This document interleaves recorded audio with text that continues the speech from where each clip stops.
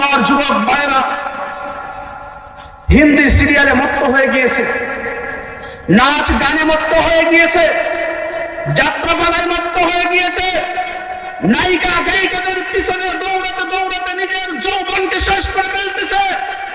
কিন্তু আমার মুসলিম যুবক ভাইরা, একটা বার তুমি চিন্তা করো না, গাজার মুসলমানদের আজকে হাহাকার হাহাকার করে কান্নাকাটি করতেছে। সিরিয়ার মুসলমানরা আজকে আকাশে বাতাসে তাদের কান্নায় পানি হয়ে উঠতেছে। গাজার মুসলমানরা বলতেছে, আল্লাহ আমাদেরকে একজন সাহায্যকারী পাঠান, আমাদেরকে একজন সালাউদ্দিন আইয়ুবী পাঠান।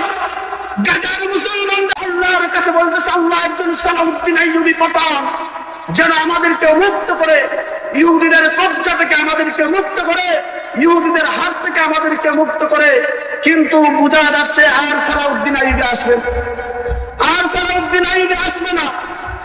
আসবে এখন সমগ্র বিশ্বের মুসলমানরা, সিরিয়ার নির্যাতিত মুসলমানরা, গাজার নির্যাতিত মুসলমানরা আজকে একজনের জন্য অপেক্ষমান, তিনি হলেন ইমাম মাহদী আলাইহিস সালাম। ঠিক কিনা ভাইরা আমার?